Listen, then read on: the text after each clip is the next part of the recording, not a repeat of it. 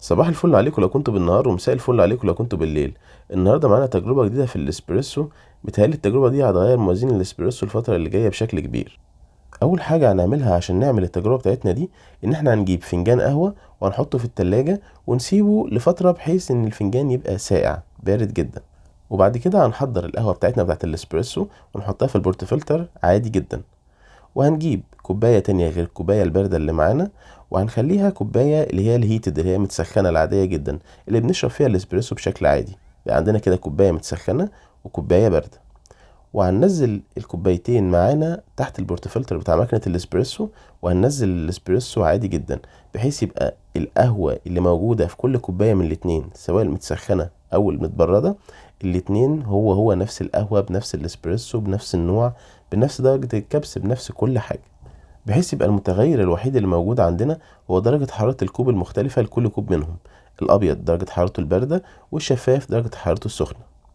وبعد كده هنقلب كل كوب منهم عشان الاسبريسو اللي موجود في كل كوب يتجانس بشكل كويس ويبقى الطعم معايا موزون شوية.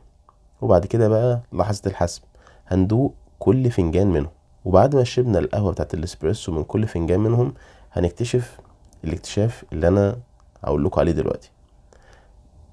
للغريب والعجيب واللي أبهرني أنا شخصيا، القهوة بتاعت الاسبريسو اللي في الكوب البارد أحلى وأطعم بكتير من اللي في الكوب السخن، على عكس كل اللي احنا كنا متعودين عليه قبل كده.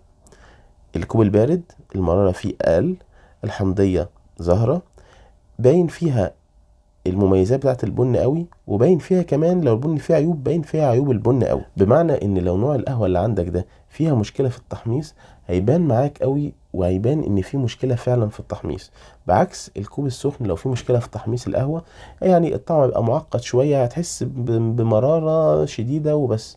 لكن في الكوب المتبرد لا، الطعم واضح جميل، كل النوتس بتاعت القهوة واضحة. التعقيدة بتاعت الاسبريسو في الكوب السخن مش هنلاقيها اللي هي المعتادة معانا في القهوة بتاعت الاسبريسو.